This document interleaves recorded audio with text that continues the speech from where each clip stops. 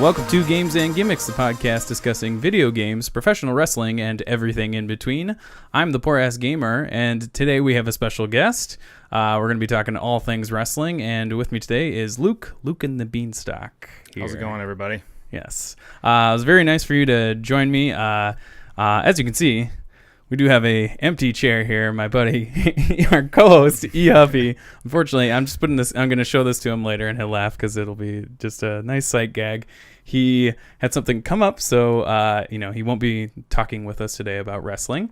But we're going to be talking about a lot of cool stuff, namely just the slog that was all this stuff that happened over the course of a weekend into Tuesday. So, Luke, I'm going to throw it off to you just to start with. Do you have any highlights of the weekend? We're going to primarily talk about the G1 for sure. Sure. But as a whole, how did you feel about just all the amounts of wrestling that you had to watch?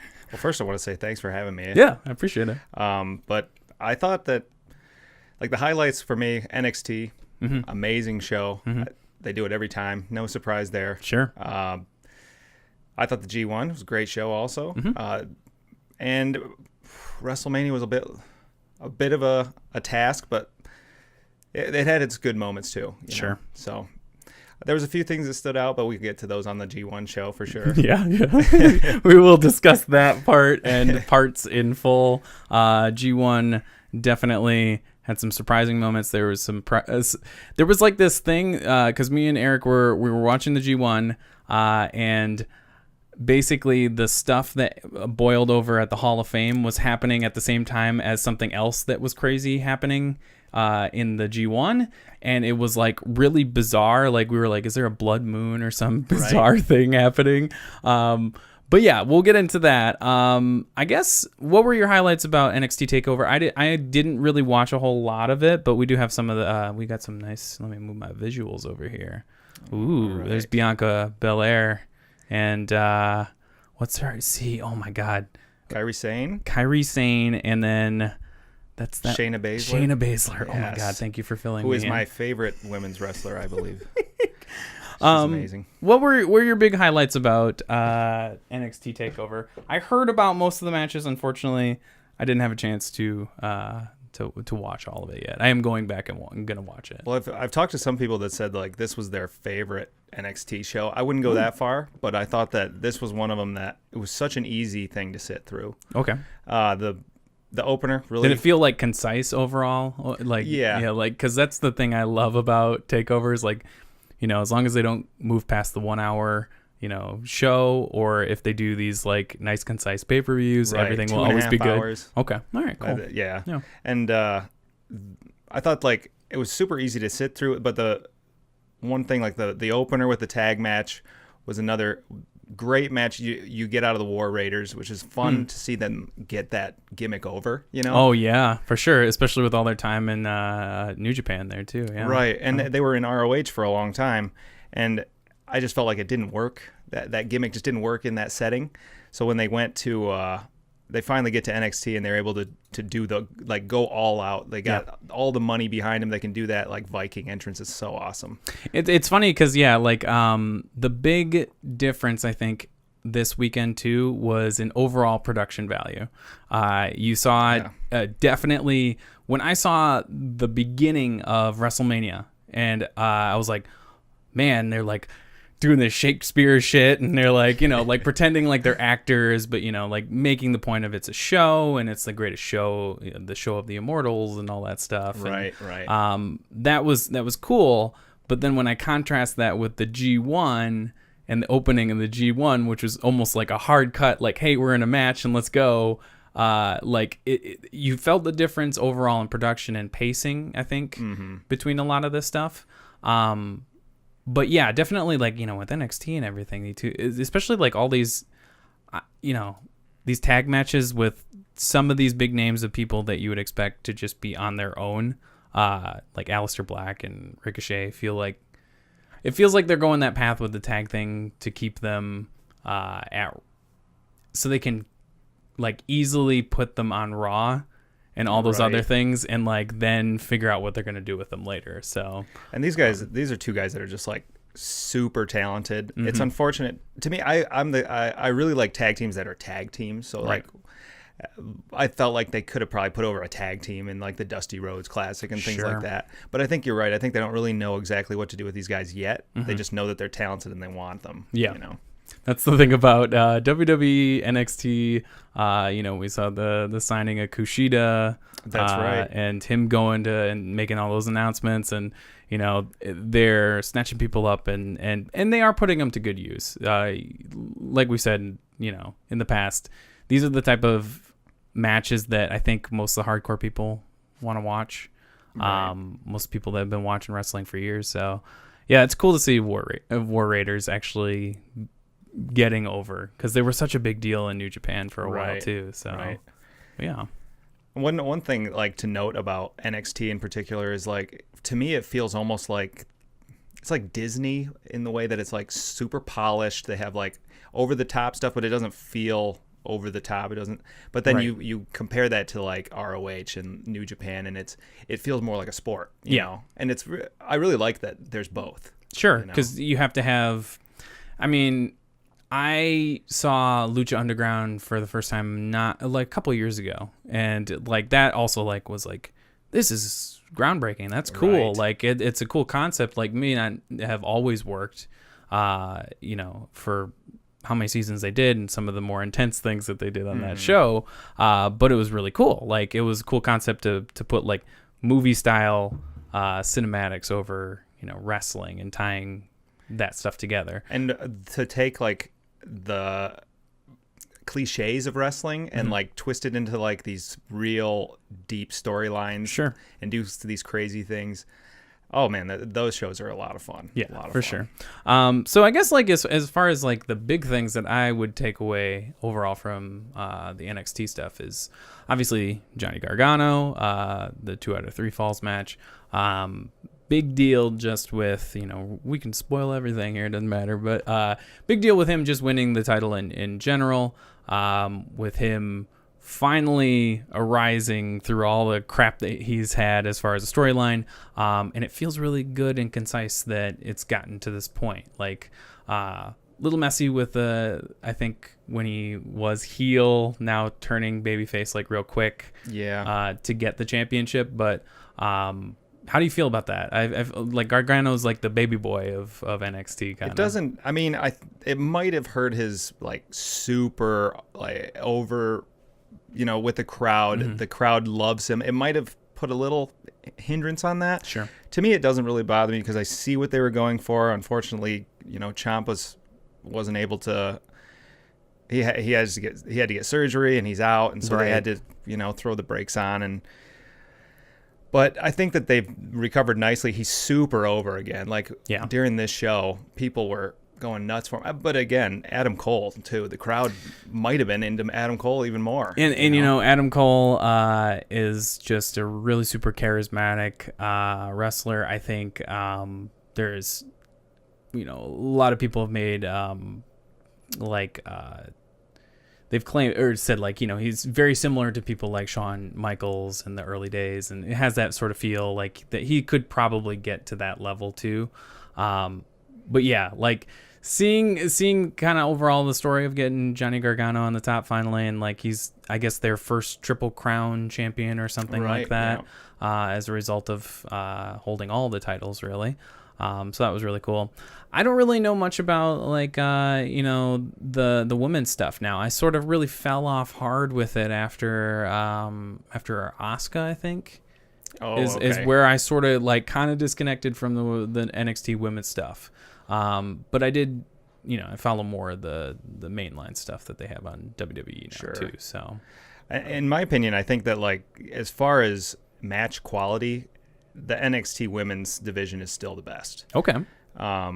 And when you see people like Kairi Sane and Io Shirai in this match, when I was watching that, I was like, this is your tag team. This is your tag team champions. Because to me, they know how to really tag team, like do the tag team style. Yeah. Whereas I feel like the main roster women, they just don't seem comfortable in that setting yet. Like they wrestled so much as singles but you can't just throw them together and be like, okay, now you're... Yeah, and with the introduction of that, the women's tag titles, which I do think it's good to have, like, the cool thing is, like, there's a lot of this talked about now in WWE and even in general with a lot of companies, like how many belts should you have? Like, should you get rid of these? Should they unify belts and stuff like that too? Like, I like that they brought the women's tag belt and they just brought it kind of right where it is on Raw, I guess, as far as that, right? There's not really an equivalency on SmackDown, right? I think that it might be crossover. Cross-branding. Because they're working on bringing everybody back together, I guess. But it's interesting because that is a cool thing to have them compete for. You know, it gives some people some room to breathe and maybe make those connections and with other good tag partners there too. So. Yeah, I think it gives like a lot of the ladies something to do. Mm-hmm.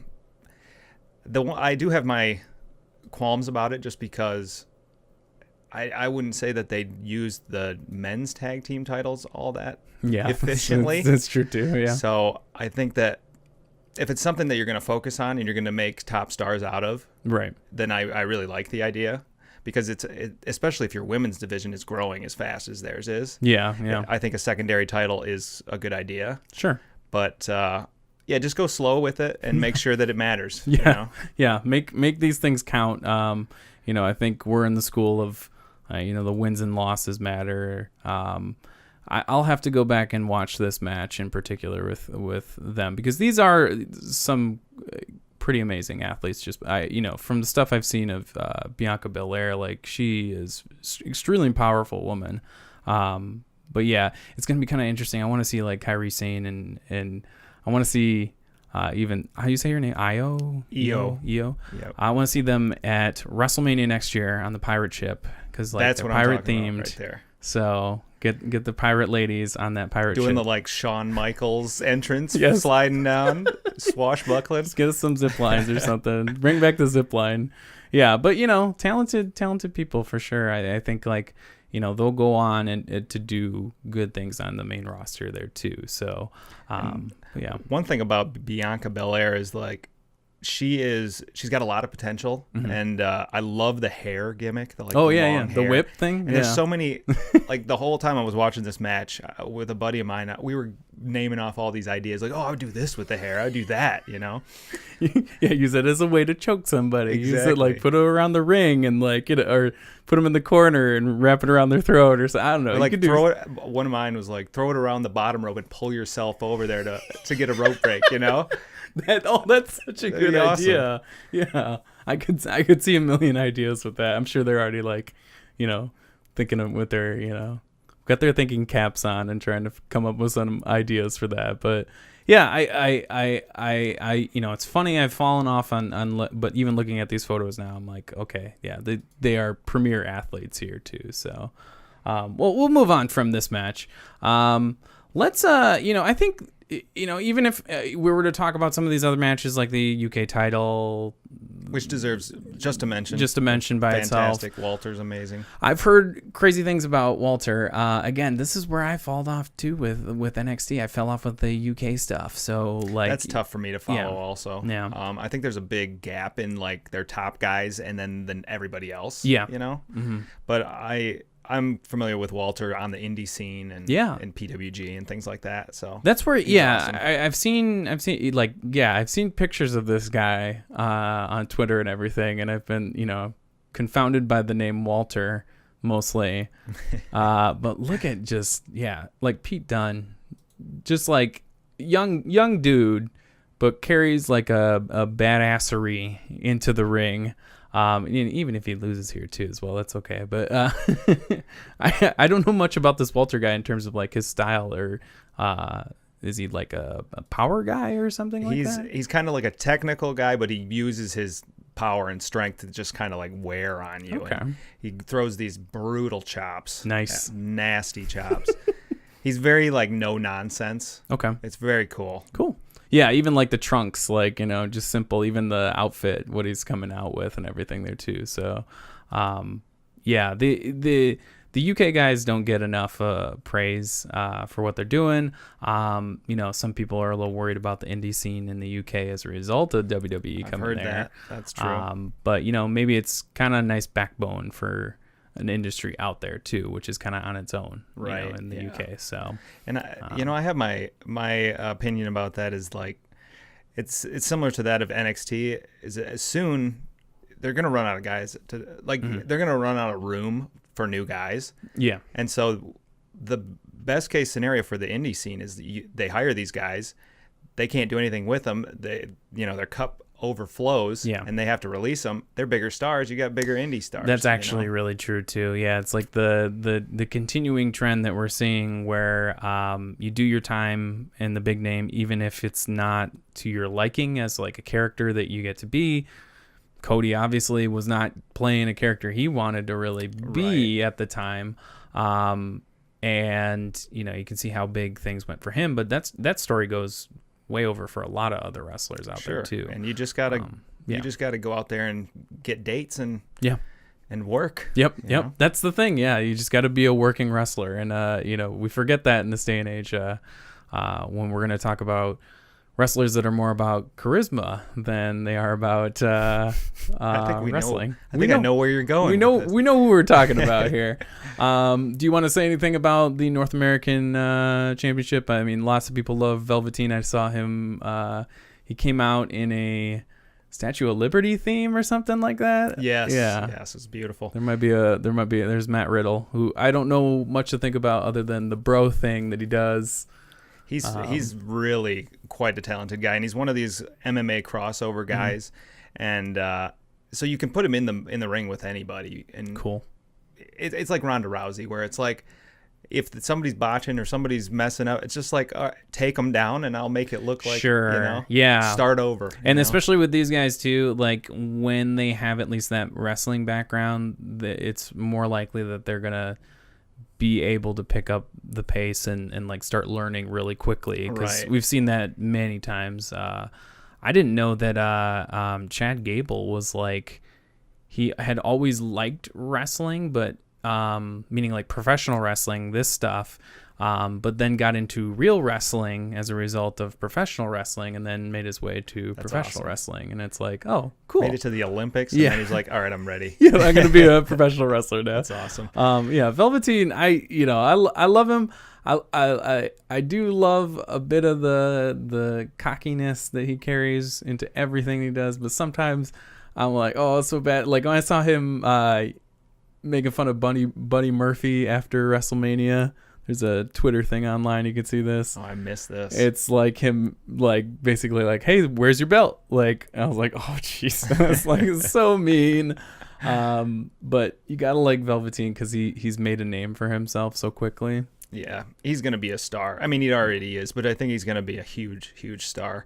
And this is a gimmick that when I first saw it, I was like, this is going to die a death. Yeah. And he made it work 100%. Because I think we go back to a lot of times, like, how are wrestling fans, the wrestling fans we think of as the majority, like, how are they going to interpret, like, this character that's like a Prince androgynous? Like, that's how it was originally. Like, yes, very much so. It's kind of like they've dulled the edges of Velveteen, I would say, in some ways. A little bit. And and let him be more like who he actually is, which is good. Yeah.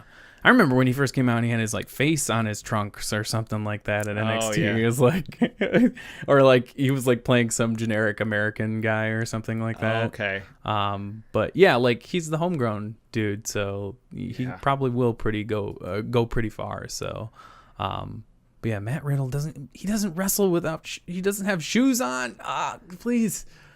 Every time I see a wrestler without shoes on, it scares the living, or boots on or anything. It just scares the crap out of me. It's amazing that he hasn't broken his toes or anything like that. Yeah. But it does open you up for like some new cool spots. You know? Yeah. Like, think Pete Dunne breaking the fingers. Yeah, the things toes like that. and stuff. So it's cool. I could see that. Yeah, definitely, for sure.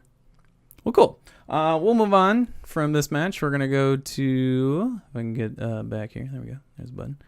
For those listening on the podcast, you won't know what I'm trying to do here with the computer, but that's okay. We did talk about the tag matches. So, yeah, I think that pretty much rounds up NXT. Again, just like you said, we've always said this throughout the last couple of years of the podcast, NXT takeovers, even if you don't watch the show, like the TV show, you always get a quality pay-per-view out of their stuff. So that's exactly right. Yeah, I really enjoyed it. So we're going to talk about the majority of what we really came here for. Here we go. And that is the G1 Supercard. We started out with a Rumble match, which included like a ton of big stars, a lot of crazy names in this in general. What did you think about the Battle Royal? I'll click through a couple of these photos as you. It felt like a pre-show match to me. Yeah.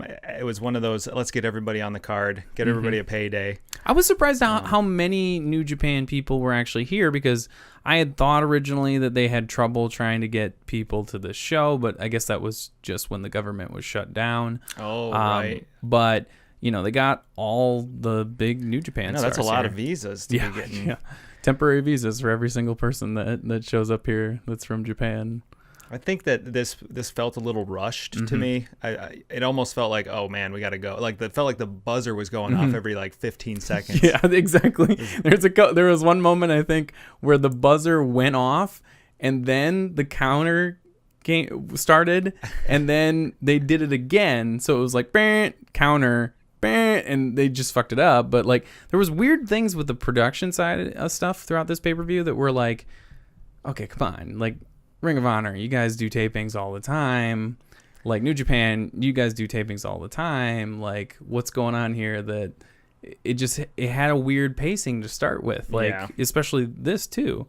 And I think a lot of that would fall on probably ROH's end, because they're the American, and they're the ones that throughout history of their company have always had problems with their streams and their pay-per-views, everything. So I think it's the fact that Sinclair Broadcasting is cheap. Yeah. And also you have people that they probably are hiring people that are qualified on paper but aren't wrestling fans. Right. Yeah, and haven't ever worked even just some of the cuts and stuff that we saw that were that's more of the I've done television work before, or camera work before, but the person in the background doesn't know how to do the switching for a show that's primarily, really, you should have 2 to 4 shots that really need to be you're cutting to.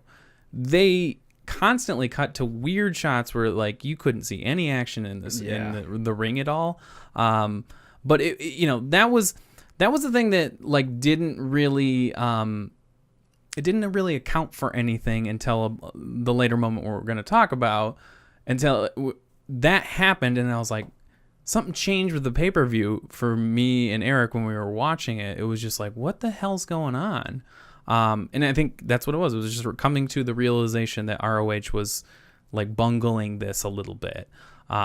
So I thought the New Japan side of things on here were really, really strong. I felt they were good, solid matches. I'm not going to say that even the mixed matches between the two companies didn't work. But some of the matches that were just strictly ROH, I was whatever. That's fair. I wasn't super... And that comes from the background of not being so super interested in who all the names are. And I know the Briscoes. I know Bully Ray. I know some of the names of people that are in ROH. But a lot of I remember Kenny King from going to see a War of the Worlds show. Okay.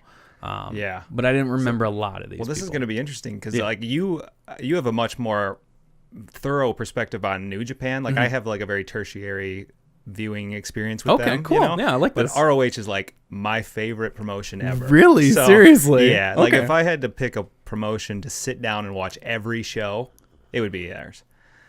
Okay. But that's the thing though too, is that you see that again, your same viewpoint of New Japan is the same of mine on Ring of Honor. I did have a little bit of the Honor Club for a short period of time. And I did watch a lot of the old content. Watch some of the Daniel Bryan stuff, some of the classics, Kevin Owens or Kevin Steen, all that stuff, and like watching that stuff is great. It's just the weird thing is that maybe it was just I was getting poisoned by the commentary online of everything, because it really started to be like the backlash of did you see the Tama Tonga shit? All of his comments afterwards. Yeah. Like, honestly, he was real pissed. I mean, I don't know if we want to jump into this. We can just jump into that if you want. I mean, we could talk about all the other stuff. Well, yeah, let's wait, because I have some certain thoughts on that. Okay, look, we got way off track because I was fucking just trying to steer into the hard commentary of both of the organizations here, but. There were some really great moments, especially in this, is seeing the Great Muta come back. This is a really cool thing. Hasn't been around has been retired since like the 80s or something crazy like that. He's been Muta, wasn't he? Or like no, he was in WCW in the 90s and stuff. And he's been working in Japan. He like started his own promotion, and then he's since retired because his knees are just but you can kind of see this. You can tell by the leaning on the ropes that he was having some troubles. Yeah. It was great to see him. Yeah. It was funny, though, when he got in. I was like, why is he just standing there? Yeah, he was. And like Jushin Thunder Liger, he like accidentally like backed him into a corner. Didn't even realize he was there. I was like, why aren't they fighting? Yeah, I did see that too. And then I realized after everybody else got eliminated, it's like, oh, they have their spots. Yeah. And he's like, I'm not wasting any of my spots. And I was thinking that too, because me and Eric were like, oh, he was just saving all of his energy for this spot. Exactly. They had to do a couple things, but then obviously Kenny King runs in at the end, which was a great heel thing to do. Right. Especially for what's going on there, even from what I'm just getting as far as what Kenny King is doing. I think he's a great athlete. I did see him wrestle. I really do think he's pretty amazing, but he got all the heat he needed, I guess, from this particular match. Like, I think that the booking, as far as like how it happened, having those two at the end, and then you're like, then you let one of the younger guys. I mean, not that Kenny King's not really young, but to have one of the younger guys come in and just take up all that heat was brilliant. Personally, I wouldn't have chose Kenny King. I think he's he hasn't changed ever. Okay. Like, his moveset is exactly the same since the first day he showed up. I think he's more like, I don't want to completely bury the guy or anything, because he works hard and he does put on good matches, but I think he's more interested in being famous than he is being a pro wrestler. Okay. He'd rather be on The Bachelor or whatever it was. Right, yeah. So I think there's better guys that are going to get, like, he's not going to bring you TV ratings. So right, yeah. You got better guys to do There could this. be better heels for that particular instance, but I think it was a pretty entertaining just opener just to get started and everything. As we get into these matches, this was quite a fantastic match. Will Ospreay versus Jeff Cobb. I can't say enough about Cobb. I didn't really know too much about him until seeing a lot of these crossover promotion stuff on the New Japan side. But Cobb is like this crazy powerhouse, like Hawaiian powerhouse that his finisher was a tour of the islands or something like that. Just a crazy spinning just slam, and of course you're gonna get an amazing match out of Will Ospreay there, right? too, like, as well. You can't expect anything else from Ospreay. He's just unbelievable to watch. And Cobb, he's one of those guys that, like, he is one of my top boys. He's awesome. I loved him ever since when I saw him as Matanza. Okay, cool. And then I hope I'm not killing anybody's No. kayfabe here, but the guy is one of the most freak athletes I've ever seen. Yeah. Just the strength is insane. It's totally like astounding when you see him do these big power moves and then he does like a nip up. Yeah. Or he does like a backflip. Standing moonsault. Yeah, standing moonsault. Yeah, like just crazy to think like a guy that big is capable of doing all that. But yeah, this was just like the interesting thing that we're getting with a lot of this stuff, especially with like Ospreay right now, is that he's moving from this whole aerial assassin thing into being like more of the assassin. So he does the hidden blade, which is like, I don't really like it because he's just fucking clubbing somebody with his elbow. Brutal. It's just horrible. I do like seeing him do. Now I'm totally forgetting his finisher, but it is definitely a power move where he's doing this move to these guys that are like, 280, and he's picking them up on his shoulder and stuff. And sometimes, right, the cutter, like spin Stormbreaker. Stormbreaker. Yeah, that's what it is. Sometimes he uses the corner to prop him up so he can do it. Makes it a little easier. But yeah, I like that he's changing over into this whole I'm going to be the assassin. I'm trying to really just fuck up his his opponent, especially by kicking him in the face a bunch of times. But this was such a cool match to watch. If you want to watch something that involves multiple styles, and just like I love seeing like the paradigm between somebody that you would think like Ospreay shouldn't be able to hang with anybody like Cobb, right? But somehow it works in these matches. And this was like the perfect clash of styles, because you have Cobb, and he's one of these guys that's like a brick, and so he's almost like an anchor or a post that Ospreay can just like swing around and do stuff too, because he'll never drop you. Yep. So it's just fantastic. It's the perfect combination of guys. And I do want to point out that Paul Turner, the referee, great haircut, my man. Oh, fantastic. Looking good. Going back to that, I'm gonna have to like look through that one and just see again. But no, I just like that we do have a little bit of this interpromotional stuff where these belts can change hands between the two promotions. Pretty cool to see Cobb pick up the never open weight championship. Same time too as well. I compare him a lot to Ishii, who he feels like, and they've clashed a couple times, and those are always like really cool matches too. But yeah, Jeff Cobb, we can't say enough about him. He's a fantastic athlete. This next match, we don't have to say much about this because as you can see on our screen, it lasted 15 seconds. And that was Dalton Castle versus Rush. I saw Dalton Castle a few times, and I think first time I saw him was in Mount Pleasant. There was a weird random show. Okay. Mount Pleasant Cup or something stupid like that. I wish I would have made that one. At Soaring Eagle Casino. It was a little bizarre. I know TNA used to run that. Yeah, they used to. It's a very small place, but definitely, yeah. Dalton Castle, I think is he injured or something right now? Yeah, he's been. Yeah. I mean, he's been hurt since probably last November, maybe even September. Yeah. His back, I know he had like a hernia. He had like a weight belt on when he was at one of the Honor Rising shows. Going on with his back, and I'm sure that this has a lot to do with it. But I didn't have a problem with this, like especially considering how long this show was. Yeah. And Rush, he is a top guy in CMLL, and so show that he's dominant. Get him in there. He's a dominant heel. Boom, in and out.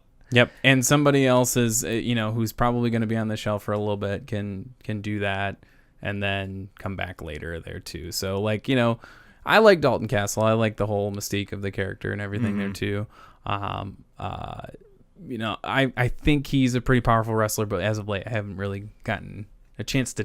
It was funny. I was telling Eric, I was like, "Oh, Dalton Castle, he's actually pretty cool. Like, it'll be cool to see this match." And then he gets squashed in 15 seconds. He's like, "Well, I guess I'll see that later." And I'm like, "Sorry, man. Like, we'll have to wait until he's fully healthy there." But yeah, we need these kind of matches to keep things going. Right. And I appreciate. I thought the post-match angle was really good. I laughed when Dalton's all distraught and like bent over, and the boys come in and slowly fan him. Yep. Oh, that's just so funny to me. And then just to have that nice moment where he beats the crap out of him, it's just like it's a good, nice turn for that character. I'd like to it's kind of time too. Yeah, because he's been running that gimmick for a while. So, right, and he'll come out on like commentary and do commentary, and you're like, man, you're not super likable. Yeah, So maybe the character will be better. Yeah. So nice turn for him would be good. This next match, okay, this is where I kind of fell off, and I'm glad you made that reaction there too as well, because it confirms with my thoughts. This went way too long. It went way too long. It's not that they weren't doing some quality stuff in the ring. It just deflated me and Eric, especially. We were watching this, and it was just like, okay, let's just get to the end, ladies. Let's get to the end. And then it got even drawn out further by the stuff that happened at the end and in the ring. Yeah. And it was just like, I don't know how to feel about the Women of Honor side of things, because every time I watch it, it feels like it's not as strong as what we're obviously getting with the WWE. Right. New Japan doesn't have any of that stuff because they don't do that. Right. So. There's individual companies for that. And that, like Iwatani, she's in Stardom. Yeah, which I've heard is a great promotion. Fantastic. Yeah. She is an amazing wrestler. She carried, in my opinion, Kelly Klein in the last 2-3 times, at least 2 times they met. I'm not sure if they've met 3, but she's amazing. I wouldn't say the same for Kelly Klein, I don't think. Yeah. I think ROH doesn't have the talent pool to pull from in the women's division. There was a girl, Karen Q, I believe her name was. Okay. She was on the Final Battle show. She got immediately scooped up to NXT. So I think because the women's division in WWE is like it's so growing, strong. and they're still scooping girls up, and women's wrestling isn't like, it's just now kind of becoming this big behemoth thing. So the indies are going to have to wait until WWE's done scooping people up, because it's not. It's kind of scary in that way too. As well. Yeah, it's unfortunate. Because like, it's not to say that like ROH didn't attract names and even women. Like, they did have Tenille for a little while there. You know, even she's, you know, I never thought big things about her really as far as a wrestler, but like Mystique, you know, a name, you bring people over, that's cool. You know, I do see that typically a lot of the Asian women wrestlers are a lot better than a lot of the American-born wrestlers that are in ROH. So yeah, it was one of these things that I felt like it got drawn out a little longer than I felt like it should have. The crowd seemed to get a little more disinterested in it. And then at the end, they threw in this whole what did they call themselves? The Allure, I think they changed Mandy Leon's name to Allure, or maybe they changed, maybe that's the Allure or something like that. Maybe that's the gimmick, but it's basically the beautiful people. With like a new side chick, whatever. And I looked at this, and I was like, "Oh, okay, cool. I guess that's where they're going with that direction of you know, stables for the women." But it was interesting because it was like, it was a good pop. I was like, "Oh, cool," and then I was like, "Wait, this doesn't do anything for the match quality of the division at all." You know, exactly. And that's a bummer. And you can just tell that they're struggling with the women's division, because Kelly Klein, she's been a heel. She comes out, she sends her team to the back, and like, I'm a face now. Okay, why should I care about you? And then immediately she gets turned enough. On. Yeah, because to me, as an outsider, that wasn't an obvious enough thing to be like, oh, well, she just sent those people back, I guess, as far as that. So, but yeah, like, to make these changes so offhandedly, and then like, okay, yeah, I guess the crowd will accept it, I guess at that point. It's like, yeah, it was sort of brushed together, I think, as far as this one. I wasn't into that. And then now I'm supposed to like root for her against the beautiful people, and I just don't. She's never done anything to get over. Okay. Really. I'll give her this. The crowd popped when she won the title. Yeah, sure. So it was surprising, it felt like. Yeah. But the match itself felt like it didn't belong on this card. Yeah. You know, like it was head and shoulders below the quality of almost everything else. So I agree. And see, like, that's the thing. Like, at least they're getting the place, which is cool, because if they ever decide to take that sort of thing off of there, you know, it does suck for those people who are working for that company. You know, they have to be giving a place, but sometimes you do immediately notice that quality drop. Right, and the crowd did. Yeah. It hurt the crowd. So. For sure. We're going to talk about this next one. Bully Ray. It's a street fight versus. He had Cyrus Young and Shane Taylor. I have seen Shane Taylor a few matches there too. Juice Robinson, Flip Gordon, and Mark Haskins. I don't remember Mark Haskins. Do you remember what happened prior to this? There it is. Oh, yes. Oh, my God. Mega Ran, is that what his name was? Yeah, so this guy, I don't know if you saw the ROH 17th anniversary show about a month ago. No, but I did hear a little bit. This exact same segment happened. Like, word for word. Oh, God. I was like, what is going on? Oh, God. Like, you couldn't rewrite this. The only difference was when he pushed the guy down and he got up in his face, and then he knocked him down and like hit him with the chain. Yes. He was like, that looked pretty legit. But the rest of it was exactly like, just go watch ROH 17th anniversary and it's the same thing. So they brought out somebody to rap a song and then beat him up. And that was essentially what they did the last time. I mean, word for word. Same guy, same song. I'm going to do this. Bully Ray comes out. Oh, he's all shocked. Can't believe this is happening. Oh, my God. It was, I was. Poor guy. Especially they get whipped with a chain. This is like the worst thing brutal. possible. Bully Ray, once he's in character, he doesn't really give a shit anymore. But yeah, this was an exciting match to watch, especially once we got Juice Robinson with this this tub of shit that runs it right into Shane Taylor from the back. Like, it wasn't like this is a gimmick thing. It's like, what do we got back here? There's a pallet that somebody had strategically cut in the worst places. Yeah. And then when they did that spot with the pallet, Eric was sitting, he's like, why did they even bother cutting it? He's like, it didn't break or anything. It just like, it was enough to make the sound so it sounded good. That must be it. I was just like, oh God, yeah. What can we find for this particular match?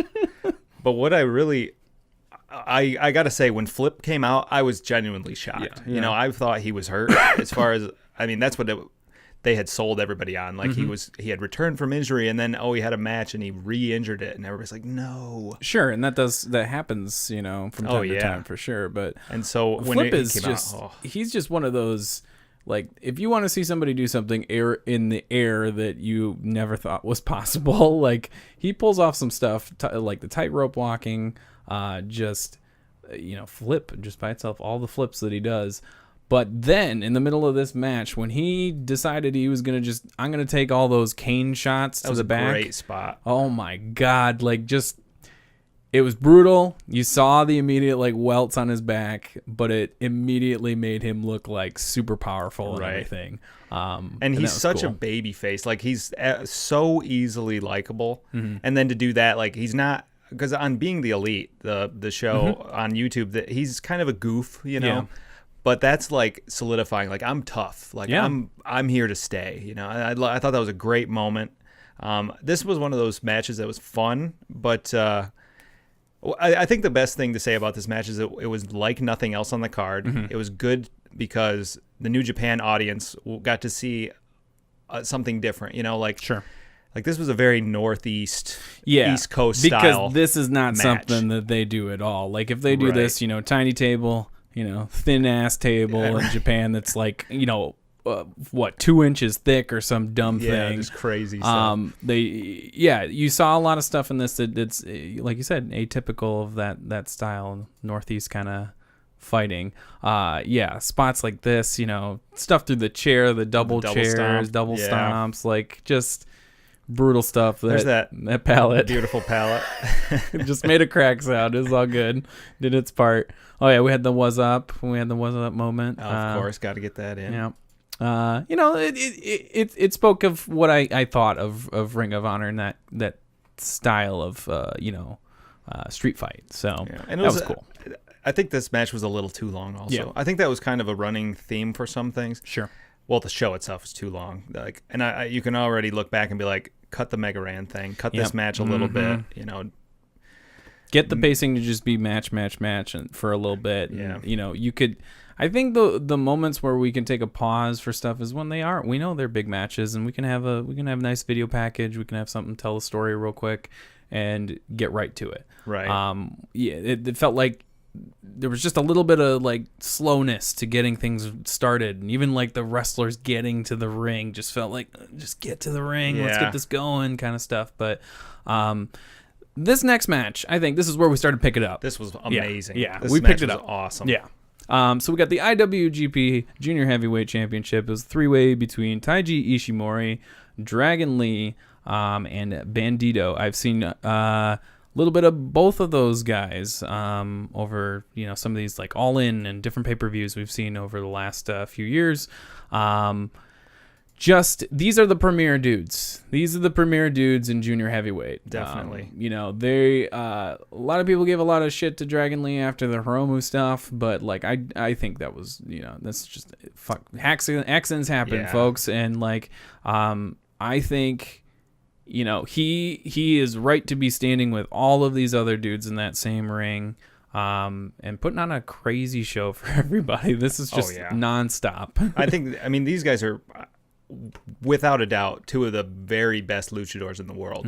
I mean, you could put like Pentagon Jr. and Phoenix in with that, and that's probably the top 4. Yep, sure. And with, as far as like the Takahashi thing, those guys had crazy matches prior. Yeah. I'm sure Takahashi's like, do it to me, Yeah, they wouldn't do it if they didn't feel that, like, they could pull it off in some way too. So they're aware of the risks. Exactly. For sure.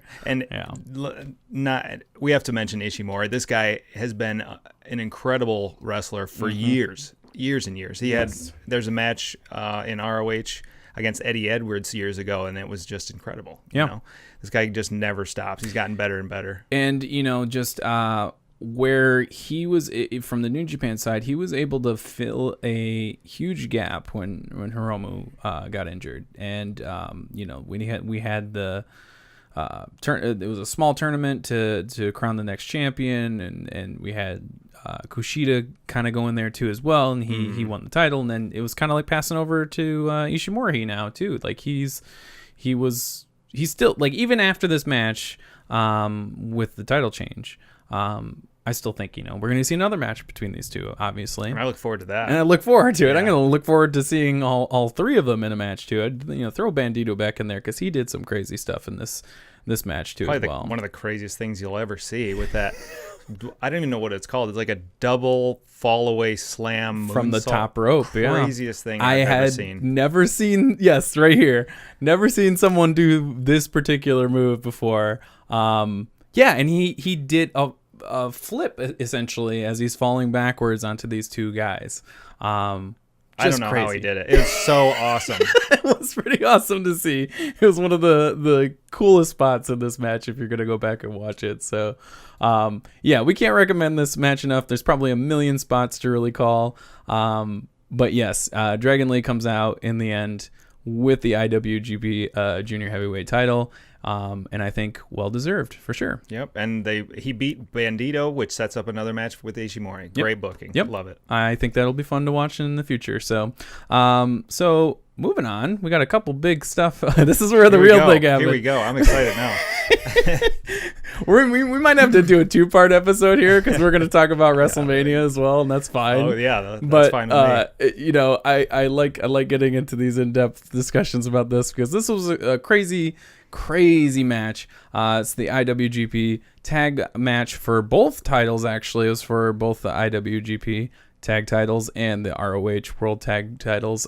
We had Tama Tonga, Tonga Loa, Brody King, PCO, which I did not know anything about PCO until this match, which was eye-opening. And then we got from obviously New Japan 2, we got Sonata and Evil, and then we got the Briscoes, Mark and Jay Briscoe. So how did you feel about this match? We have obviously something to break down here, but yes, how did you feel? I loved this match. I love everybody in this match, so I was geeked to watch it. Yeah. I think that's one of the problems was that at the beginning of the match, it was like 2 guys are in the ring and then the other guys are on the floor and then like rotate, that like what is it, revolving door kind of get style. You in, get the next group in and get your spots. And then it's my turn, which is whatever. Once it got into like the end, towards the end, man, this was crazy. Oh yeah. And how could we forget PCO's entrance? Yes. Which I thought it was amazing. I thought it was so awesome because his gimmick is he's undead. Being reanimated. Yes, essentially, right? But they didn't show it in took these too pictures, long. But it did take a little. Like long. he should have came out in the chair instead of climbed into it. But and then there's people like setting up the chair, and then they're like, "Why are they filming them setting up the chair?" I did not know anything about PCO until Eric, who he would have explained that he was in WWE at one point in time as like the Quebecers or Quebecers, something. Yeah, and he Jacques Rougeau's partner. Yeah, and he showed me a picture of him, and then I watch him in this match, and I'm like, how old is this guy? And like he's been wrestling for, good God, what 40, 50 years. I don't know. 30, 40, maybe 30 he's years? 50 years old. He's 50 years old. He's so been doing probably 30, close to 30 years. And he's been in the business. To see this guy do stuff that you would never expect somebody 50 years old to do. That no one should do, period. Like, no matter how old you are, you just don't do that, you know? No.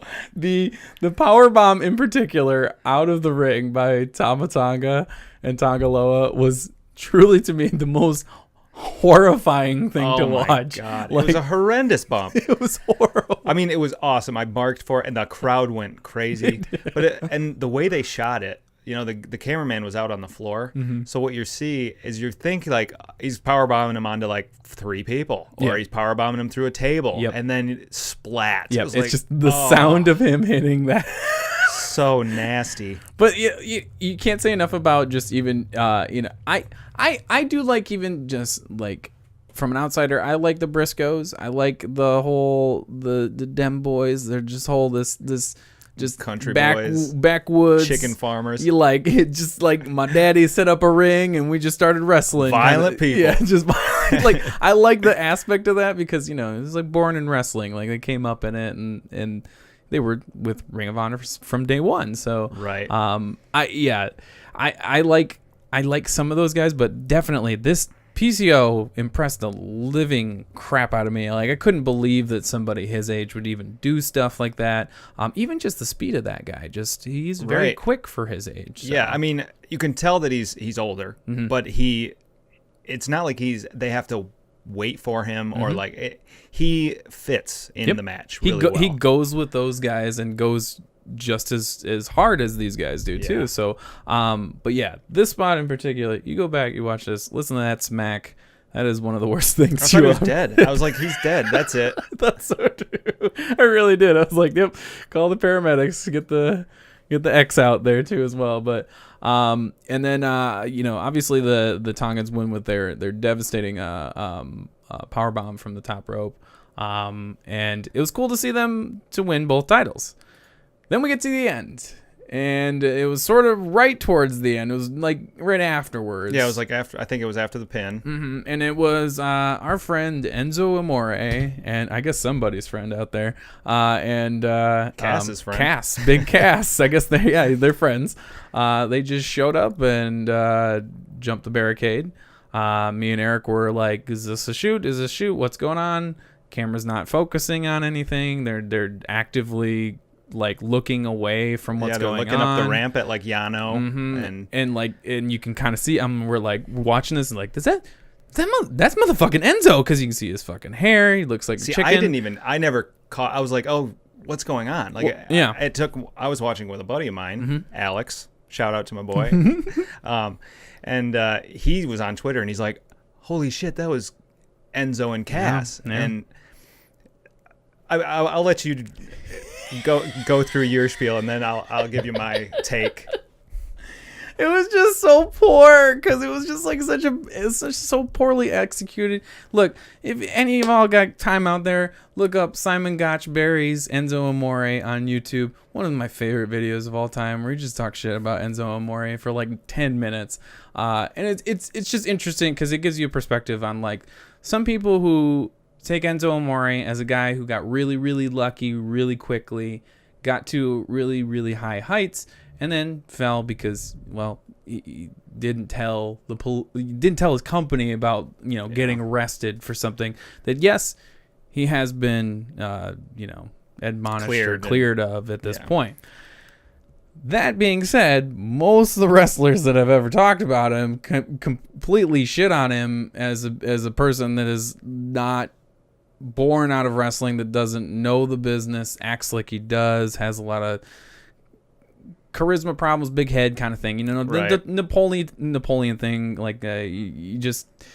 And I think Cass has also had a history of backstage, the guys being like this guy, you know, just locker room intensity in general that goes with these dudes. So to see this was like, to me, and I picked him out. I did see it when I was watching it. I was like, oh, it's fucking Enzo, and I was like. And it's funny because, like, the day before I had talked some shit about him to Eric, and I was like, look at this, it's fucking funny. And then he shows up. And I just felt bad for New Japan in that instance because it felt like that nobody had communicated to them what was going on, because like it felt like that maybe they were in on it, but maybe not, because they were moving on to the next part, which is their next 2 matches, and it felt like they just didn't know if they were supposed to be focusing on any of this. And then Bully Ray comes out and there's like a scrap fight thing. But then I watched all the footage again from like fans' perspectives, and immediately I was like, well, this has got to be a work shoot, because like this is a whole thing, or no, excuse me, whatever. It's got to just be a work, because the punches they were throwing weren't real punches. They did immediately was like, that's a wrestling punch right there. So I knew, and also wrestling move. When somebody runs at you and like, or you're gonna throw a guy into a barricade and everything, right?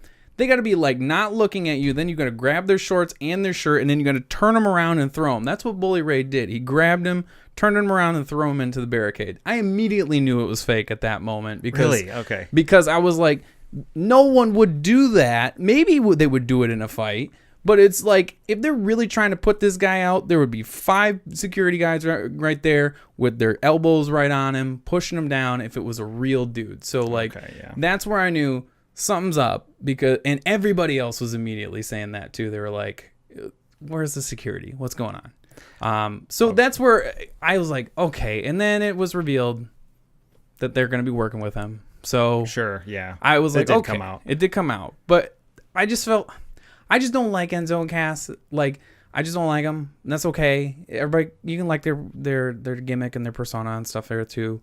I didn't like them as wrestlers. I didn't even like them as tag match people. I liked them as the talkers that they were. Yeah, I think they're very one of them's charismatic. The other one's a good big man, but still, big man only goes so far. Even to like, you can be like Big Show and never he's not go that anywhere. Good. I mean, he couldn't have a good match with Daniel Bryan, and he got injured a bunch too. So like, sometimes they I feel like WWE, even know that they're like, okay, well, we'll give you another shot. They like give you like one surgery that you're also willing to pay for to stay with them. And then like, if you fuck up again and hurt yourself again, they're like, we'll see you later. Like, especially if you haven't if you're not making them money, they're not interested. Yeah. But all right, I'm going to give you my take. I want to know it. I think I might be in the minority here, but I loved this. I loved it. Okay. Because first of all, we have this perspective. I think firstly, the fact that that some random guy came out and attacked Bret Hart at the Hall of Fame the same night, like ROH couldn't have booked that better. It really played up that, because everybody was like, "This is happening." It really was. So it really did feel like that. So that's one of the things I love about wrestling is when I'm like, I don't know if this is real. Like, if this could be a shoot. Yeah. That's what I like. Yeah. So like, there's that aspect, the aspect that Enzo has a history of doing things like this. So yeah, that's true. He did it at the WWE shows. Yeah. These guys could legitimately be stupid enough to do this. Right. So I was like, I still don't know if this is a work. And then the fact that they didn't show him on TV, they showed him just enough so you could see it. Yep. That was another one of those things like, is this maybe this isn't planned. Huh. And then they went to they showed commentary, but you could only see a scuffle in the back. Yeah. Brilliant to me, because it's like, it's a way to show you, like, yeah, there's something happening, but we don't want you to know, or do we? Yeah, you know? Exactly. Keeping it quiet, because I think like the nature of what happened was probably only between a few people, like that it was enough between probably the production to know, like, you know, hey, when this happens, don't, you know, make any mention of it or pay attention to it, because it was an obvious thing that they had kind of moved on to the next segment and this was sort of happening. So yeah, I like that perspective, that it's like, yeah, it was like sort of just happening in the background, and it's almost like we don't want to give you we don't want to give Enzo and Cass what they want, which is to be on TV, which is exactly plays into their characters, right? Yeah, makes them worse heels, and basically. Then you got the Briscoes jump them, because who would jump them? Yeah. It would be the Briscoes. Yeah, and then Bully Ray comes out, because to me it was like Bully Ray came out and was like the guy who was saying, you need to get out of here. Yeah, like, you need to get out of here. And like, when he grabbed him and he chucked him, he threw him pretty hard. He did throw him hard. He threw him as hard as he could. It was great. And Enzo ended up with a bloody nose at some point in this brawl. That's true. And I've heard the argument about the security and people saying like, "Oh, why didn't the security do anything?" And here was my take. The boys that, like the young boys that are ringside, that are like the ring crew, sure, they tried to do some stuff, but they also knew like they're gonna get their ass kicked. And so if you watch the fan videos, those guys are screaming at MSG security to get them out of here. Oh, really? So when I first saw it, I was like, man, I don't know what's going on. Yeah. They are like legitimate, like, get them the fuck out of here. And Bully Ray, after the Enzo and Cass leave, he's like reading the security guards the riot act. He's like, what are you waiting for? You need to get them out of here. And like, oh man. And people say, well, it's the MSG security. Why wouldn't they know? And I'm like, well, here's my thing. ROH isn't WWE. They don't know how to cross their T's and dot their I's that well. Yeah. So if two wrestlers come out of the stands and say, I'm a wrestler. What? Okay. Well, who are they to verify that? Yeah, they don't know because they look the part. Yeah, potentially. They don't look at the booking sheet, you know? It's true. So like the whole time, everybody's like, get him out of here. And they're like, it's almost like the security doesn't know if it's a work, you know? It's very true. It was so I loved it. I really did. The other point I will make about this too, who the fuck, any security, is going to be able to get Cass anywhere? Because that dude is fucking huge. Right, and any security guard, even if a big security guard, which they typically do hire for a lot of these things, they hire like one or two of those huge fucking guys. Mm-hmm. And those are the guys they bring in like first when they really got to get somebody who's huge out of there. But I can't imagine being a security guard, not knowing what's going on. Maybe nobody didn't communicate that to you, but also this guy's 6'1" and like 280, and he's like ready to go and looks like he's gonna beat the shit out of somebody. Like, right. I'm not gonna step in there, even if it's potentially your job. But also, none of the wrestlers were reacting necessarily in the worst way to make it seem like something crazy was happening. They were playing into it enough.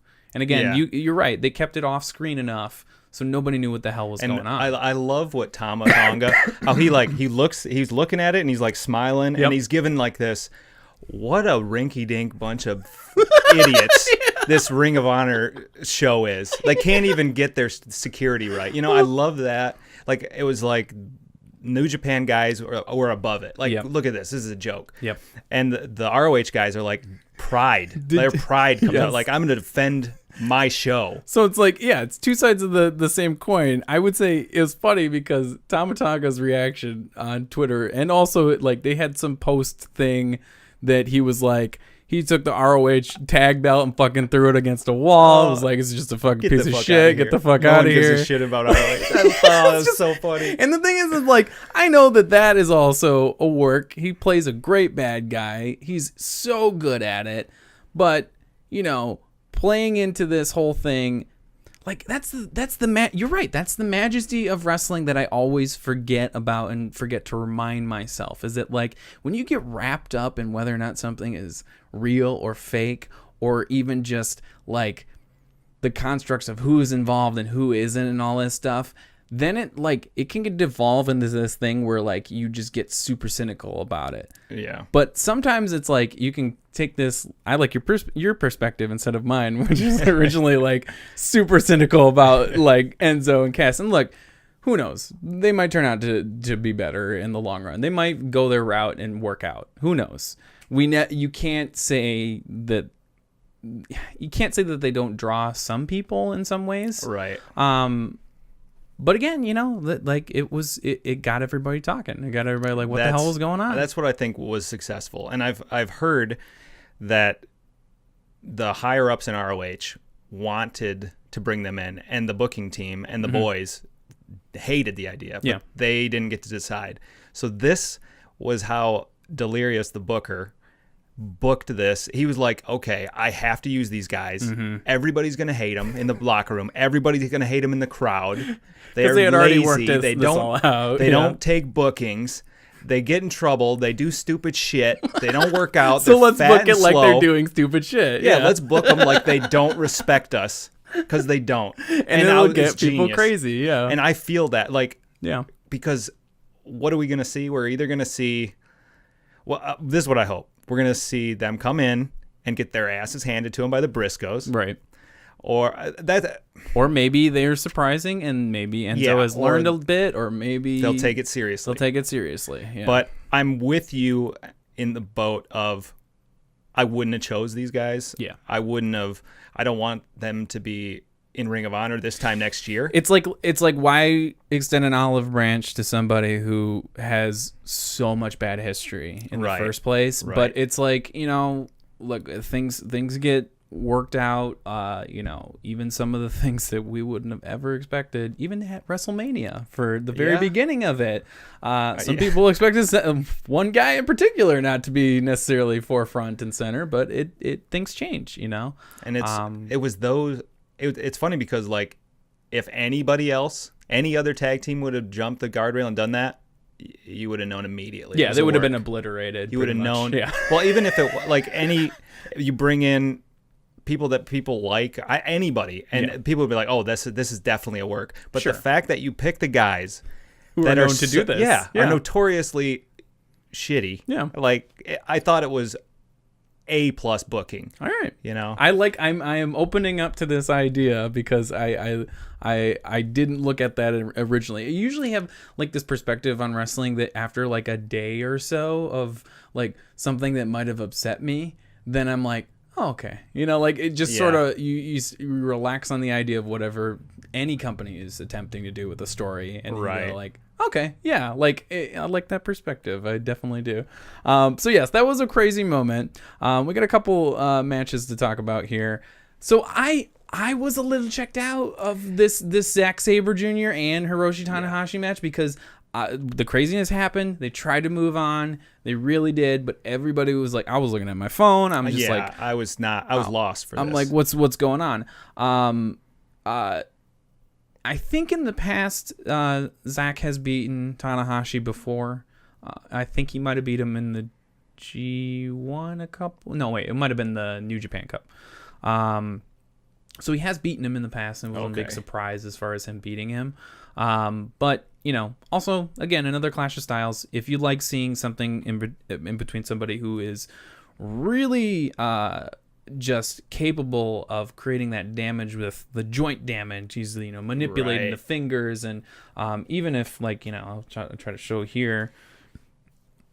Even just like the difference between like something like a power move of Tanahashi, and then getting into really at the end where we have some really kind of awful, just amazing submissions that Zack Sabre Jr. is able to put on, and he's kind of like the definitive dude that does this. He's like he's quite likely the greatest technician in the world today.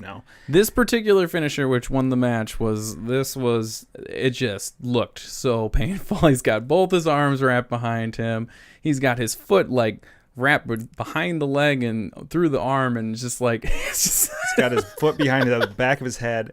Yeah, he's just that's what I love about him is like he's never done. Like it's never like, okay, I'm going to put in this move and then we're going to go to do that. It's like, no, I'm going to put this move in and then I'm going to add this and then this. He transitions so quickly into other stuff, and it makes it feel like a legitimate wrestling match. For sure. I really. This was tough because, like you said, for the first half or so, I was out of it. The crowd was out of it, but I'm looking at the card, and it's like, I don't know if I would have booked anybody else in this spot. Yeah, because like no matter who you put, the crowd's not going to pay attention. Sure. So pick the guy in Zack Sabre Jr. that can ride that out with submission, slow plotting, like really getting into it, and then at the end. Like they turn it up and the crowd is back, and then they're back for the pretty much the most of the rest of the show. There was a little ebb and flowing here, like we talked about the women's match, and like as things kind of people calm down and like sort of adjust to the style and the pace of particular matches.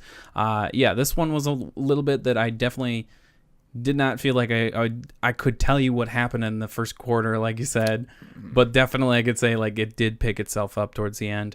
I just love the hype man with with Zack Sabre Jr. I just love the whole just tap out Taka. I just love it. I'd like to see him wrestling more a little bit again, but he's made some quick notes of saying that he was open to doing a little bit more there this year. So, but we're gonna move on. We're gonna go on to the Intercontinental match between Naito and Ibushi, two premier New Japan guys. Pretty much the guys that are in contention probably to win the title. Which we'll talk about that match coming up here. But what do you think about this match as far as Ibushi and Naito? This was my match of the night. I loved this match. I thought it was amazing. I felt like the way that Naito worked the neck, the whole match setting up, because it worked on two fronts. It worked because Ibushi has a history of neck problems. Yep. And his finisher is the Destino. Yeah, exactly. So it was awesome, and it made for some brutal spots. Yep. And then you have Ibushi, who's just fighting through all these brutal neck bumps and things like that, and just doing crazy stuff. Like the Hurricane Rana to the floor. Insane. It was absolutely insane. Like, he just jumped out into the middle. He was parallel with the ground, not touching Naito at all. Yeah. And he's like 8 feet off the ground. Like, this could go terribly wrong. But he nails it. It's a spot that, like, is truly Ibushi. Like, it's just, like, something that, like, I also think of which I think it was in here later, as the German from the second rope, where he hoists them that's a scary, into the ring. Move. Scary move, but, like, there's certain things that, like, Ibushi is all, like, risk. Everything about him is, like...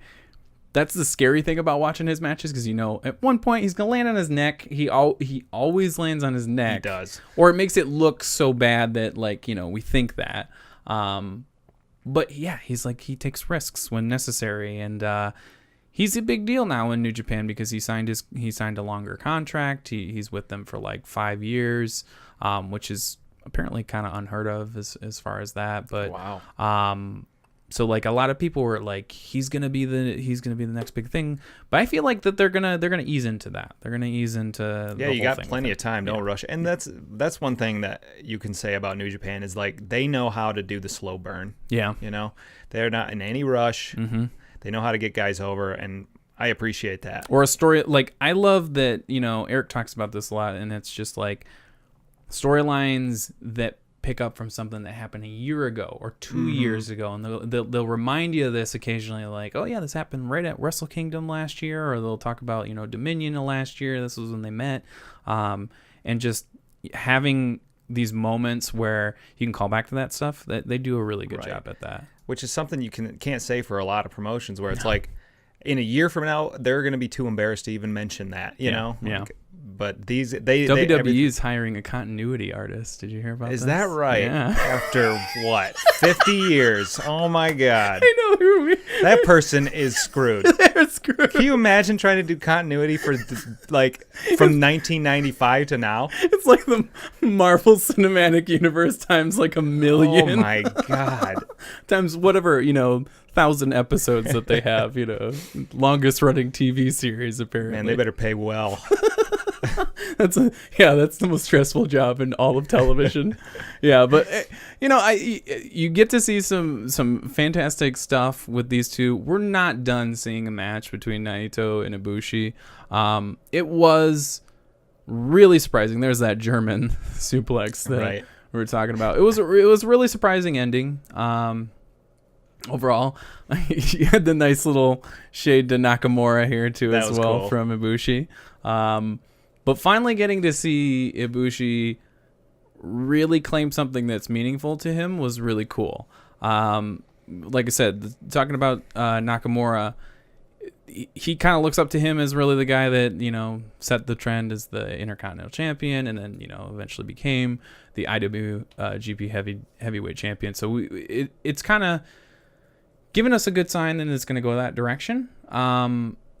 Me and Eric have been real hot on Naito over the last couple of years though too. So we're like, it's a little disappointing to see a quick change over that might benefit Ibushi, but these guys are going to meet again. So it's not going to be the end of it.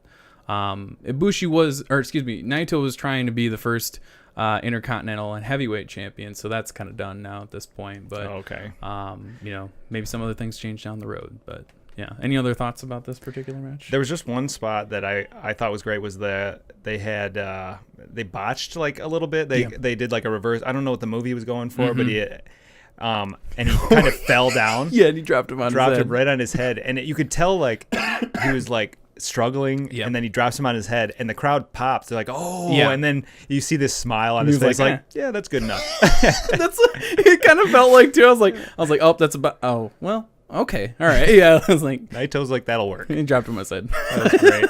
Fantastic. That was actually pretty good. Yeah, this is a cool moment. I think it's cool to see. They're sort of rewarding him for his loyalty. But let's maybe see some of these matches even between these two in the future. It'd be really cool to see for sure. This was a crazy match as we get into this. It's funny, we spent more time with the G1. I feel like we're gonna do a separate episode on the WrestleMania thing. Well, yeah, it's like 7.5 hours. If you got a little time, we can totally just split this and do two episodes. Time. Okay. So we're gonna talk about this one, the ROH World Championship match. It was the 3-way ladder match, which was interesting. Ladder matches are always funky sometimes, but I like the air of craziness that goes around with it. There was a meme I think that went out right after this where it was like it's like that meme where it's the guy looking back at the girl or something like that. Yeah, it was like using the ladder to, like, his girlfriend was using the ladder to get the championship, and then the girl in the back was building some sort of ladder fort. Because it's like always seems like there's an element of that where they're trying to get really creative with the ladder spots. Yeah, it's getting harder and harder too. And they built a big X in the middle of the ring at one point. Oh yes. But this was a really cool match. I really did enjoy a lot of the spots in this, and I've grown to like people like Matt Taven. I knew nothing about him up until a couple years ago. Went to ROH show, and he was talking mad shit to people behind the concessions area while they were buying T-shirts and stuff. And I'm like, this guy's pretty cool. I like him. But yeah, perfect bad guy. Jay Lethal, perfect like champion. You want to get this guy as the premier athlete. Carries the company. And then Marty Scurll, which I like. I really, God, it's a shame for him that he's still sort of in this contract when he could totally go to like AEW, like at some point when his contract's probably going to end. Well, I think he even decided like he was going to stick with ROH instead of going. And honestly, like if it were up to me, I would have put Marty over in this match. I thought so too. I really wanted him to win. But I think it's because I think ROH sees like he's leaving. We got to get the next guy. Sure. And so, and I know that there's a lot of people that hate Taven. Yeah, a lot of people don't like him. And he's one of these guys that like he's always been charismatic. He can talk, but his matches haven't been. They've been like Kenny King quality, like not great, not super smooth. Yeah, like he'll be in a main event, but you're like, I don't really necessarily need to see this. Well, come Final Battle, he improved, like he impressed the heck out of me. And then the 17th anniversary show, he comes along and he wins, or he has that 60-minute match with Lethal. I heard about that, and it was great. And that's tough. 60 minutes and not boring. Yeah, amazing for anybody to. And did that go to a draw? Yep. Yeah. That's a crazy thing. Like we've only started to see that a little bit more in the last few years, where they do that, a 60-minute draw. They did it in New Japan a little while ago, and Okada and Omega, and that was great. Yeah, that was amazing. I think maybe even one of the, well, I'm thinking of the Iron Man matches between like the NXT women stuff, and those are kind of sort of in the same area. But yeah, it's cool to see like that we there are people that can do that, like a 60-minute match. You got to have your endurance, you got to have your capability to keep up that long. And you have to be able to pace your moves so you're not doing Superman punches 5, 6, 7 times, Sure.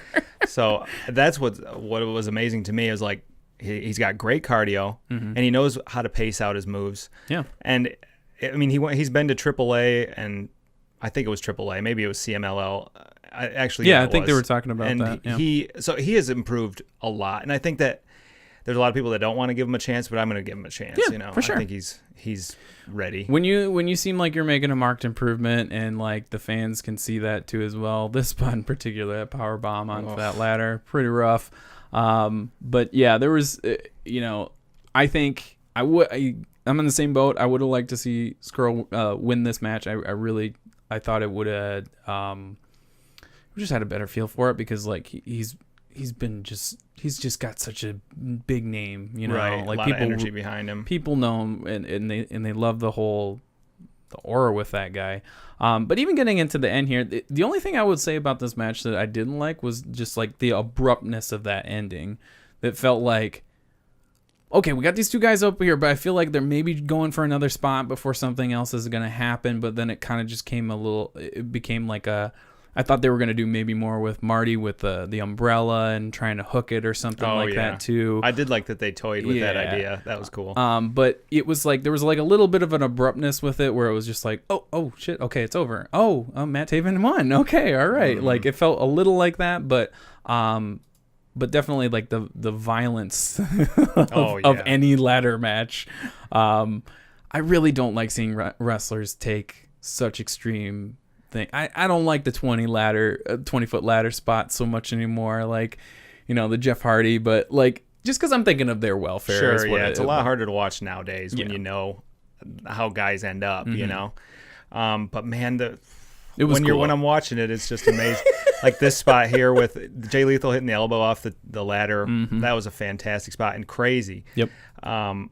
There was a few big spots, but I remember when they first pulled out that purple ladder, I was thinking, it seems like there's no way they're going to have a purple ladder and they're not going to get that photo. Sometimes I think of wrestling as like photo ops, with him on the top of a purple ladder with a belt. There's no way, right? Right. And that's what ended up happening. Because of the are you saying like the Kingdom color scheme and stuff like that? Yeah, where it's like, because it's so like I could see that right on their website. Like that's just like a DVD cover, Yeah, this picture right here. Yeah, right? Yeah, pretty much. Like there's sometimes like dead giveaway moments that you can have in certain matches or two. It is cool to see like this stable is kind of sort of arose over time, and I was a little aware of them even when I was going to some house shows and stuff. But it's cool to see. Yeah, they're taking a chance on Matt Taven, really, more than anything. Right. And like worst case scenario, he drops the belt. Like it's not that big a deal. Sure. So let's finish up here with the IWGP Heavyweight Championship match. We got Jay White, the champion, versus Kazuchika. I can't say his name. Kazuchika. There's always like an extra CH in it. Kazuchika Okada. I'm a New Japan fan that apparently can't even say their names correctly. I love that Jay White really, Jay White, you can call him kind of a Kenny Omega bad guy knockoff in some ways, because he sort of he has the same manners. He's got the dark sunglasses, he's got the dark jacket, long black hair. He's like, plays a little bit of that bad guy. He's in the Bullet Club. Similarities just by itself, but he really grew into this heel spot. I think he's just a really good bad guy. Just, he solidified it for me during the G1 USA. I think it was last year where he did the suplex spot into the rail. And he pushed the spot into JR and hurt JR. Oh my God, that was amazing. He got so much heat from doing something like it sucks, for JR. But I'm like, that was a moment where I was like, this guy, he just like, and he started doing that over and over again, where he was doing the suplex into commentator table kind of thing, and it was just like, he's a perfect bad guy. I think he fit the role for what they need right now in New Japan. You need the gaijin, you need the white bad guy, basically is what it is. Yeah. And then, Okada's been through a lot to get to this point, really back to where he's at. So what'd you feel about this match overall? Well, firstly, at this point, I was spent. Like we were in like hour 6. I am dog tired. It's like 11:30 or something. And you can tell that the crowd is tired too. Yeah. But this turned into a great match. I thought it was a little bit too long, but that's what you get with New Japan. If you're turning in, you're going to get a 30-minute main event at least. Exactly. And that's just what they do. Yep. But as far as the story, I thought it was brilliant. The idea that Okada's trying to get his redemption here. And the fact that he just never backed down. Like, he never, no point did you think he was going to stop. Yeah. And what I loved was Jay White kind of realizing, like, oh no, yeah, like yeah. I'm in trouble. Yep, I've tried my best at this point into the match, and I can't really go any further. Exactly, he's just getting more and more desperate. That moment where it was towards the end where he's trying to hit Okada with blows, and they're like talking, they're like, he's thinking he's hitting him hard right now, but he's not at all, and like then just Okada's just laying into him right at that moment. Right. And the interesting thing is that story, the whole breakdown between Okada and Gato, and the turn, Gato leaves him for Jay White, the new successful champ, and Okada just gets thrown into the depths of crap for like a year. He lost, like they said, some 40 matches for I don't know how many months, but he was losing for a while.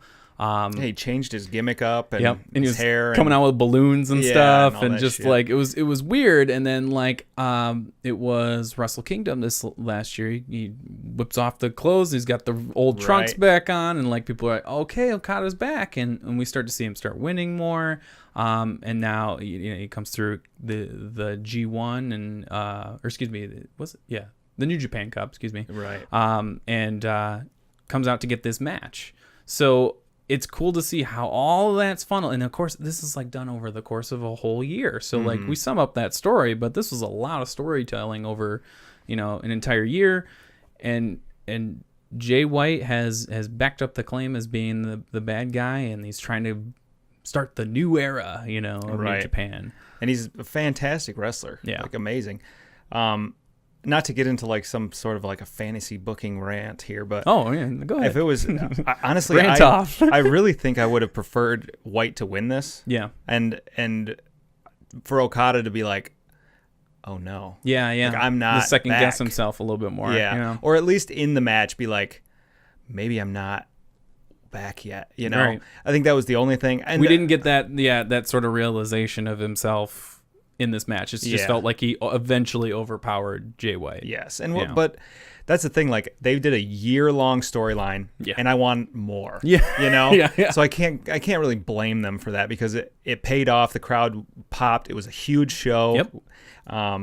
And it was a good way to end the show overall. Yeah. Like I felt like it ended on it was just just good overcoming evil. We get to that point. If you can send the fans home happy, everybody's just gonna be like, great. WrestleMania was like that, which we'll talk about. But we'll probably postpone that for a secondary podcast here. But that being said, a lot of this match was just brute force on Okada's part. We get a little bit of shenanigans, as you would with Jay White, just in any moment, and Gato. My favorite thing, just put this out there, every time Kevin Kelly sees Gato, he's always just screaming. He's like, hey, because he's always got that kendo stick, and he's just threatening Kevin Kelly, I guess, every single time. That's great. But yeah, this is a good way to end, a good way to really put an exclamation mark on what was their biggest pay-per-view, both of these promotions. Right. Coming to Madison Square Garden, where WWE, this is their home territory, Yeah, and it's crazy because you think about it, WCW never ran the Garden. Yeah. Like, that's wild. It's a big deal, yeah. The only thing also is, like, I wish Jay White could have gotten a title defense, whether it was this match or a prior match, that would have been cool.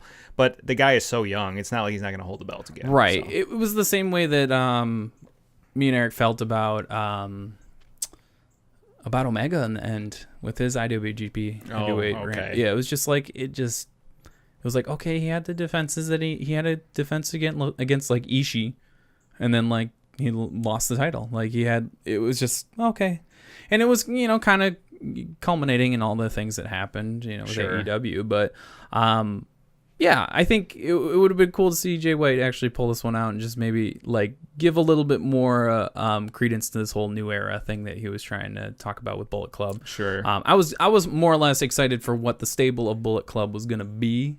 I guess, ultimately, because I wanted them to be more like in this rebuilding stage. Right. They have some new guy coming from Rev Pro or something. I don't know who he is, but they did like all through the New Japan Cup. They were talking about him doing these vignettes. It was the same vignette every single night. Oh, okay.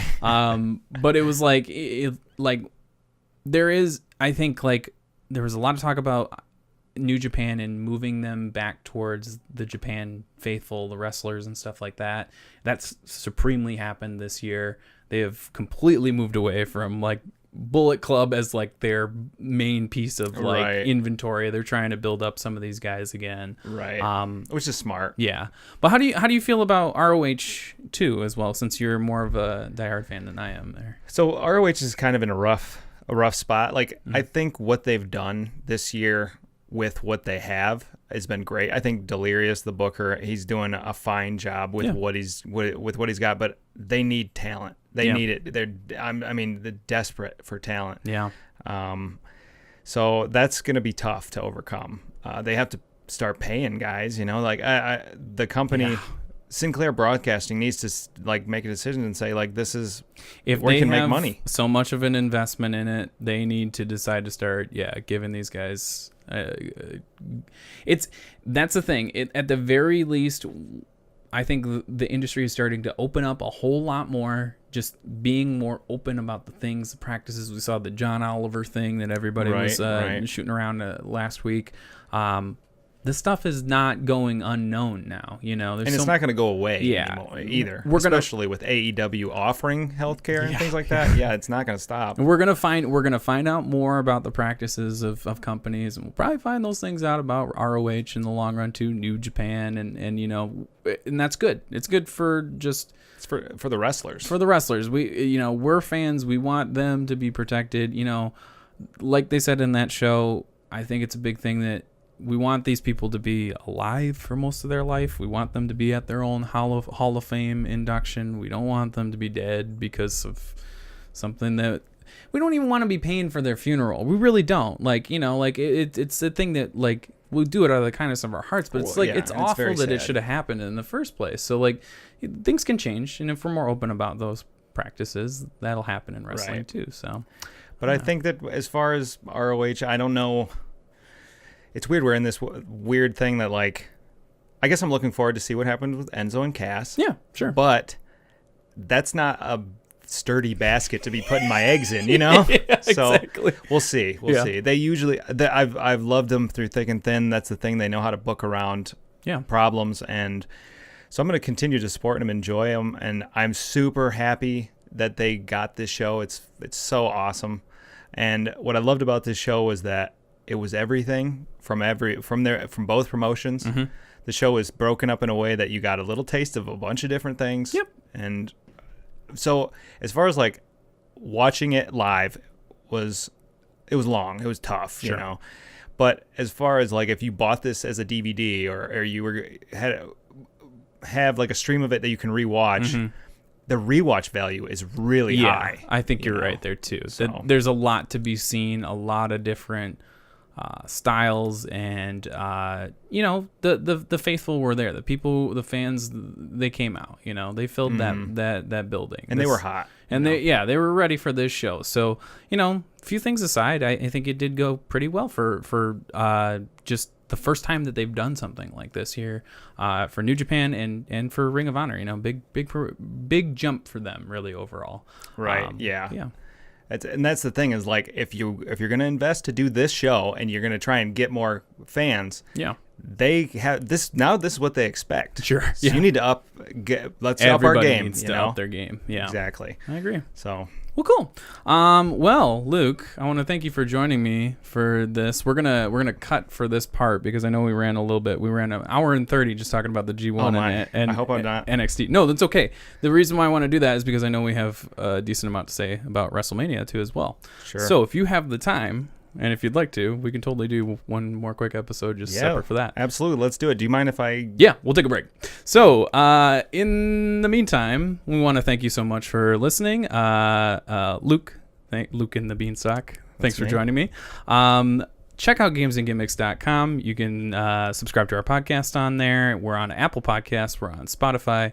We're on Google Play. We're also on YouTube, Twitch, Instagram, Facebook, and pretty much every social media thing that you can find out there. So please feel free to look for Games and Gimmicks. But just go to gamesandgimmicks.com. That's where everything's at. So, Luke, thanks again for coming by. And we'll be right back with the WrestleMania Roundup episode. All this stuff will be released at once, so nobody will really even know that there's anything weird going on there. So thank you so much for listening. We'll check you later.